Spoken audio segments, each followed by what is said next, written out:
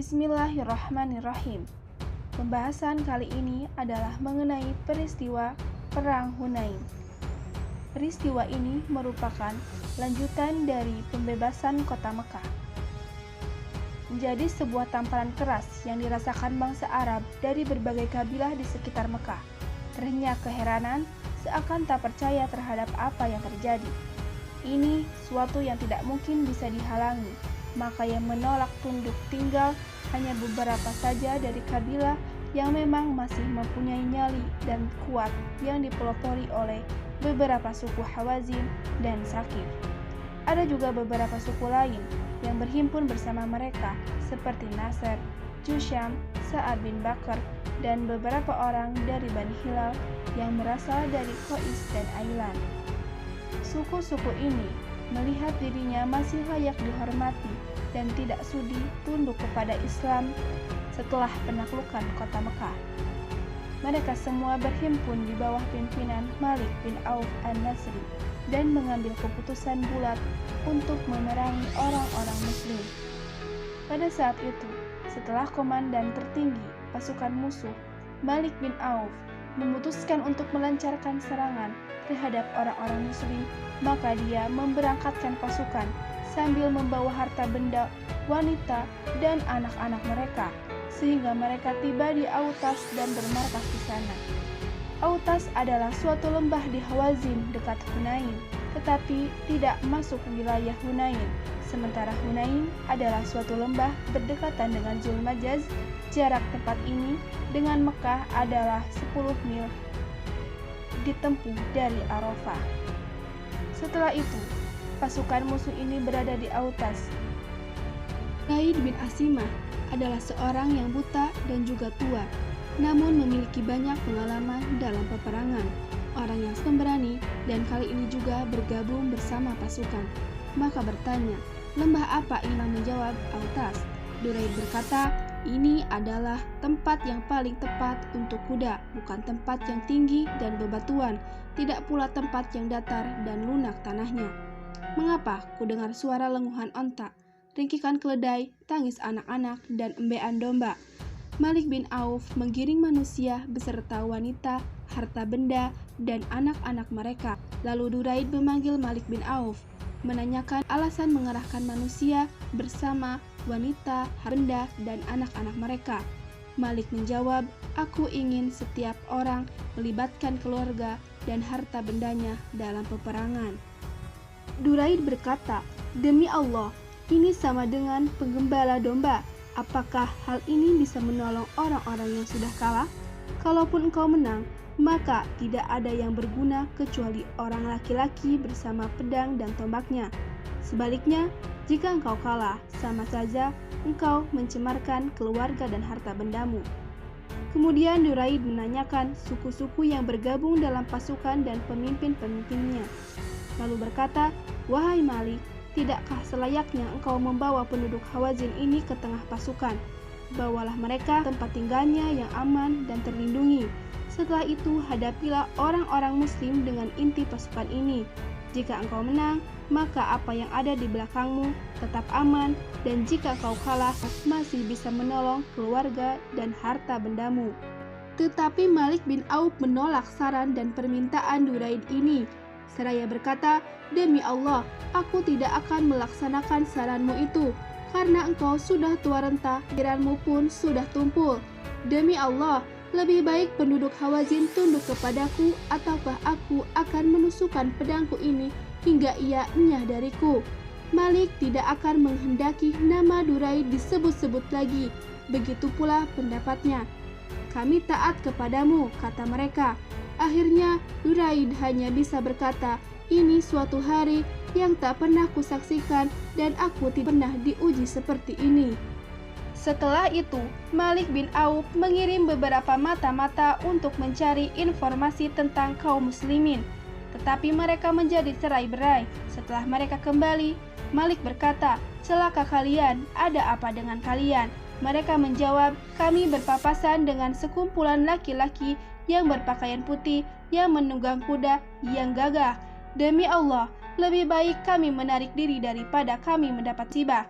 Sementara pada saat yang sama, Rasulullah Shallallahu Alaihi Wasallam mengutus Abu Hadrad al-Islami untuk memata-matai keberangkatan musuh dan memerintahkan agar menyusup ke tengah-tengah mereka. Maka dia ikut menyusup di tengah pasukan musuh dan bisa mengetahui apa-apa yang seharusnya diketahui, lalu kembali lagi dan memberitahukannya kepada beliau. Lalu pada tanggal 6 Syawal 8 Hijriah, Rasulullah Shallallahu Alaihi Wasallam meninggalkan Mekah atau bertepatan dengan hari ke-19 semenjak beliau memasuki Mekah. Beliau berangkat bersama 12.000 orang, 10.000 orang yang berangkat bersama beliau untuk menaklukkan Mekah, dan sisanya dari penduduk Mekah yang baru saja masuk Islam. Beliau meminjam 100 baju besi dan perlengkapannya dari Safwan bin Umayyah, dan beliau menunjuk Attab bin Usaid.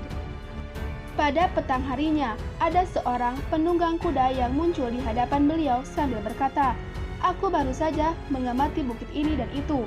Pada saat itu, aku melihat Hawazin yang dekat dengan membawa ternak dan domba milik mereka." Rasulullah Shallallahu Alaihi Wasallam tersenyum mendengar, lalu bersabda, "Itu adalah harta rampasan milik orang-orang Muslim besok hari jika Allah menghendaki." Pada malam itu, beliau menugasi Anas bin Abu Marsad al-Ghanwi sebagai penjaga. Dalam perjalanan menuju Hunain, mereka melewati sebuah pohon yang besar yang disebut dengan Zatu Anwat. Dulu, orang-orang biasa menggantungkan senjata dari pohon itu, menyembelih korban di dindingnya. Sebagian prajurit ada yang berkata kepada beliau, "Buatlah bagi kami Zatu Anwat, sebagaimana mereka dulu memiliki Zatu Anwat." Beliau bersabda, "Allahu Akbar, demi yang diri Muhammad ada di tangannya, kalian telah mengatakan seperti yang dikatakan kaum Musa, buatlah bagi kami sesembahan seperti sesembahan mereka. Sesungguhnya kalian adalah orang-orang yang tidak mengetahui, itu adalah jalan-jalan kehidupan, kalian benar-benar mengikuti jalan orang-orang sebelum kalian." Karena melihat banyaknya jumlah prajurit, sebagian di antara mereka ada yang berkata, "Kali ini kita tidak mungkin bisa dikalahkan." Padahal justru hal itu mendatangkan kesulitan tersendiri bagi Rasulullah SAW. Lalu pada malam Rabu tanggal 10 Syawal pasukan Islam tiba di Hunain. Sementara itu Malik bin Auf dan pasukannya lebih dahulu tiba di sana dan memasukkan pasukan ke sana pada malam hari. Dia memancarkan pasukan dan menempatkan mereka di setiap jalan masuk, di sela-sela bukit, dan di celukan yang bunyi. Dia memerintahkan untuk menyerang pasukan muslim selagi sudah mulai tampak, lalu semua pasukan melancarkan serangan secara serentak. Menjelang subuh, Rasulullah Shallallahu Alaihi Wasallam mempersiapkan pasukan, menyerahkan bendera, dan membagi-bagi tugas di antara mereka. Tepat pada waktu subuh yang suasana masih gelap, orang-orang muslim tiba di lembah Hunain dan mulai memasang kewaspadaan. Mereka tidak tahu adanya pasukan yang bersembunyi di sempilan telah bukit. Saat itulah pasukan muslim mendapat serangan anak panah secara serentak dan tiba-tiba, hingga membuat mereka mundur lagi ke belakang, lari kocar-kacir, seseorang tidak lagi memperdulikan temannya. Ini menjadi kekalahan yang sulit dipercaya, sehingga Abu Sufyan bin Harb yang baru saja masuk Islam berkata, kekalahan mereka tidak berujung sampai ke Laut Merah. Jabalah atau Kaladah bin Al-Junaid berseru, "Ketahuilah pahlawan waktu sahur adalah hari."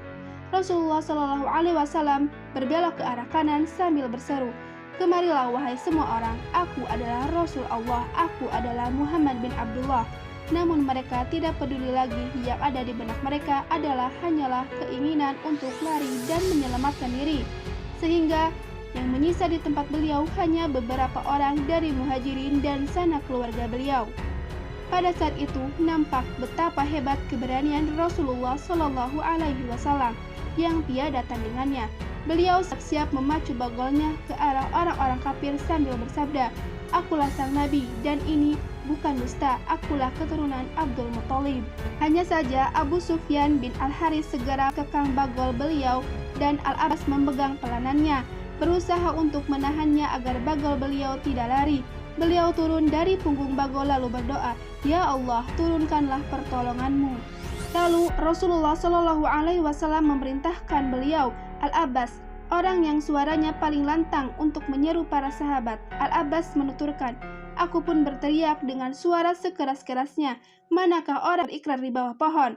Al-Abbas menuturkan, demi Allah, seakan-akan perasaan mereka saat mendengar teriakanku itu seperti seekor induk sapi terhadap anaknya. Mereka menyahut, kami mendengar seruanmu. Ada seseorang yang memerintahkan ontanya untuk membungkuk, namun ontanya itu tidak menurut. Maka dia hanya mengambil baju besi, lalu mengenakannya, juga mengambil pedang dan tamengnya, serta melepaskan ontanya. Dia segera pergi menuju arah seruan hingga tiba di dekat Rasulullah Shallallahu Alaihi Wasallam. Setelah ada 100 orang yang berkumpul bersama beliau, barulah mereka bersiap menghadapi musuh dan siap bertempur. Seruan juga ditunjukkan kepada orang-orang Ansor, bahkan seruan juga ditunjukkan kepada Bani Al-Haris bin Al-Hajraj. Kini sudah berhimpun pasukan muslim yang cukup banyak. Kedua pasukan saling melancarkan serang. Beliau memandang ke arah kancah peperangan yang semakin seru dan gencar, sambil bersabda, disinilah peperangan berkobar. Lalu beliau memungut segenggam pasir dan melontarkannya ke arah musuh. Tak seorang pun di antara mereka yang terkena semburan pasir, melainkan matanya perih dengan butir-butir pasir sulit melihat. Lalu pada saat itu, tak seberapa lama setelah beliau melontarkan genggam pasir, musuh mengalami kekalahan secara telak. Tidak kurang dari 70 orang dari Safik mati terbunuh. Dengan kekalahan mereka itu, orang-orang muslim bisa mendapatkan harta yang banyak, senjata, dan para tawanan wanita. Sebagaimana di dalam Quran Surat At-Taubah ayat 25-26 yang artinya, sesungguhnya Allah telah menolong kamu, hai para mukminin, di medan peperangan yang banyak, dan ingatlah peperangan Hunain, yaitu di waktu kamu menjadi congkak, maka jumlah yang banyak itu tidak memberi manfaat kepadamu sedikit pun, dan bumi yang luas itu telah terasa sempit olehmu. Kemudian kamu lari ke belakang dengan bercerai-berai. Kemudian Allah menurunkan ketenangan kepada Rasul-Nya dan kepada orang-orang yang beriman, dan Allah menurunkan bala tentara yang kamu tiada melihat, dan Allah menimpakan bencana kepada orang-orang kafir, dan demikianlah pembalasan kepada orang-orang yang kafir. Lalu setelah mereka kalah telak dalam peperangan, sebagian di antara mereka lari ke Taif, sebagian lari ke Nahlah, dan sebagian lari ke Autas. Karena itu Nabi Shallallahu Alaihi Wasallam mengirim sekumpulan orang yang dipimpin Abu Amir Al-Asy'ari untuk melakukan pengejaran ke Autas. Kedua belah pihak terlibat dalam baku hantam peperangan selama beberapa saat di sana, dan akhirnya orang-orang musyrik dapat dikalahkan. Sekalipun dalam kesempatan itu Abu Amir Al-Asy'ari gugur. Sementara sekelompok penunggang kuda dari pasukan muslimin hanya melakukan pengejaran terhadap pelarian orang-orang musyrik yang menuju Nahlah. Duraid bin Asimah dapat ditangkap dan dibunuh oleh Har'ah bin Rufai. Mayoritas pelarian orang-orang musyrik menuju ke Taif. Nabi Shallallahu Alaihi Wasallam sendiri yang melakukan pengejaran ke sana setelah menghimpun harta rampasan di Hunain. Harta rampasan yang diperoleh pasukan muslim berupa 6.000 orang tawanan, 24.000 onta, 40 domba, 4.000 ukiah perak. Rasulullah SAW memerintahkan agar semua tawanan dan harta rampasan itu dikumpulkan, lalu disimpan sementara waktu di Ji'rona. Beliau menunjuk Mas'ud bin Amr Al-Ghifari sebagai penanggung jawabnya. Harta rampasan ini tidak dibagi kecuali sepulang dari perang Taif. Di antara para tawanan itu, Syaimah binti Al-Haris As-Sa'diyah, saudari sesusuan Nabi Shallallahu Alaihi Wasallam. Ketika wanita itu dibawa ke hadapan beliau, dia memperkenalkannya dengan menunjukkan tanda tertentu. Karena itu beliau menghormati wanita itu, menghamparkan kainnya dan menyuruh duduk di atasnya. Selanjutnya beliau membebaskan dan mengembalikan ke tengah kaumnya. Cukup sekian. Wassalamualaikum warahmatullahi wabarakatuh.